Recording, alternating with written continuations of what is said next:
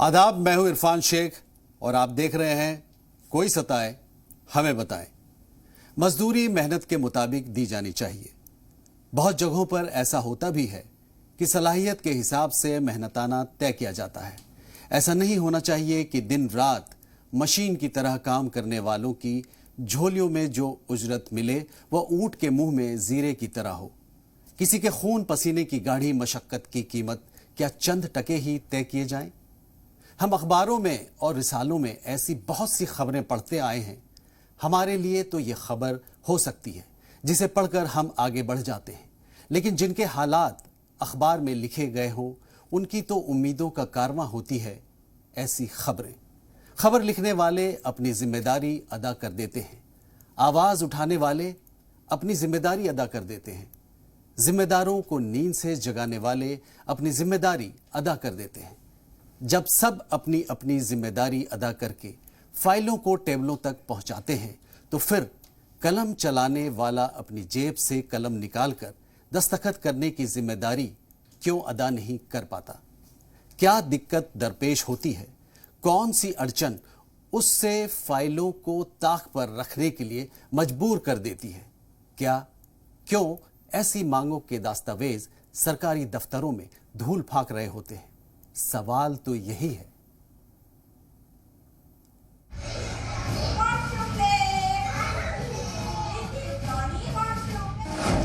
लंबी मेहनत, मुख्तसर मेहनताना।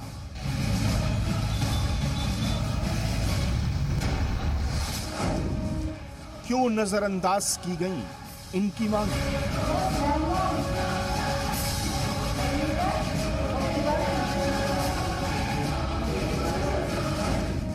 क्यों नहीं इनके मसाइल पर दिया गया ध्यान? हाँ, मेहनत तो लगती बहुत ज़्यादा, लेकिन पैसे कम है। मैं कहना चाहती हूँ कि कम से कम 5,000 तो होने चाहिए। इनकी आवाज पर क्यों नहीं धरा गया कान? हम चाहते हैं सरकार हमारी कुछ सुने, हमारी बात आगे तक पहुँचे।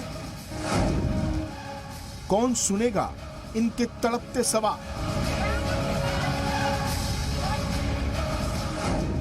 कौन समझेगा इनका दर्द?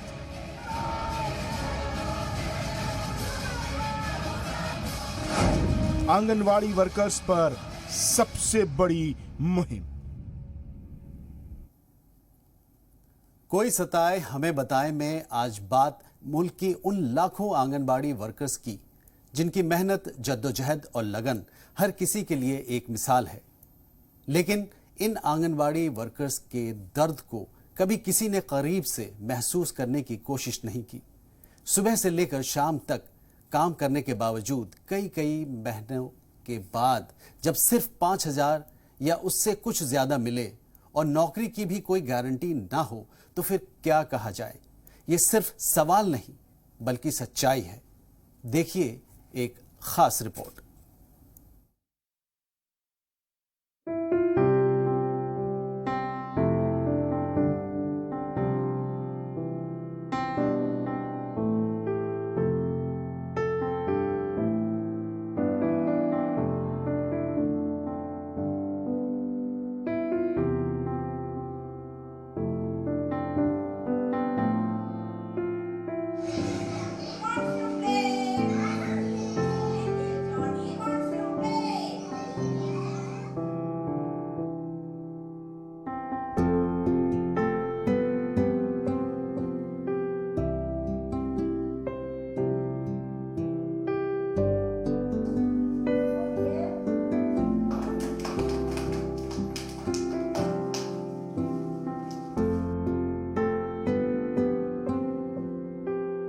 सैतालीस साल की सलमा यूं ही रोजाना आंगनबाड़ी सेंटर में आती हैं और बच्चों को खेल खेल में अलग अलग फल, सब्जियों और मैथ्स के नंबरों की पहचान कराती हैं।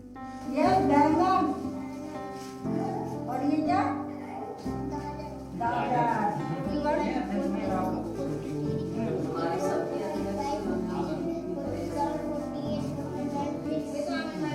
सलमा मुल्क भर की उन लाखों आंगनबाड़ी वर्कर्स में से एक हैं जो न सिर्फ शुरुआती तौर पर आंगनवाड़ी वर्कर होने के नाते बच्चों को तमीज, तहजीब और सलीका सिखाती हैं, बल्कि गांव-गांव और शहर-शहर से जुड़े सभी सर्विस को बाखूबी अंजाम देती हैं।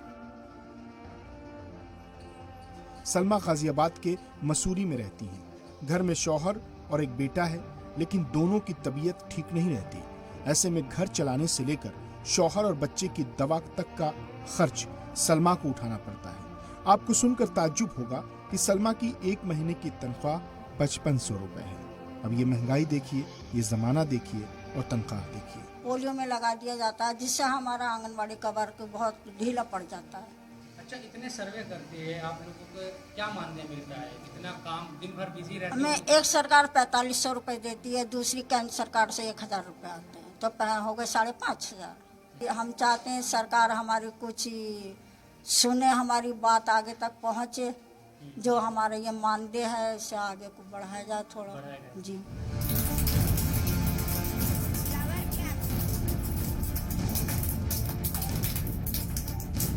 हमारे मुल्क में कई लाख आंगनवाड़ी वर्कर्स हैं जो अलग अलग सूबों में बच्चों को पढ़ाने से लेकर सरकार के सभी सर्विस में अपना किरदार अदा करती हैं। पोलियो ड्रॉप्स पिलाना हो या फिर ग़िज़ाई किल्लत का पता करना हो, ग्राउंड लेवल पर हमेशा सरकार आंगनवाड़ी वर्कर्स पर ही भरोसा करती है, लेकिन इनकी मेहनत और मशक्क़त के हिसाब से ना तो मेहनताना मिल पाता है और ना ही इनकी नौकरी परमानेंट हो पाती है।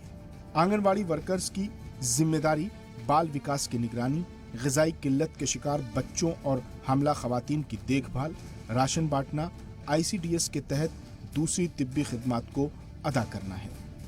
आंगनवाड़ी वर्कर्स और उनकी मुआविन स्टाफ का दर्द कितना बड़ा है, इसका अंदाज़ा इससे लगाया जा सकता है कि दिन भर करीब 10 घंटे या कई बार उससे भी ज़्यादा मेहनत करनी पड़ती है, लेकिन आंगनवाड़ी वर्कर्स को उत्तर प्रदेश में 5500 रुपये तो वहीं मुआविन स्टाफ को 2750 रुपये मानदेय मिलता है। दूसरे सूबों में भी आंगनवाड़ी वर्कर्स के हालात बहुत ज्यादा अच्छे नजर नहीं आते।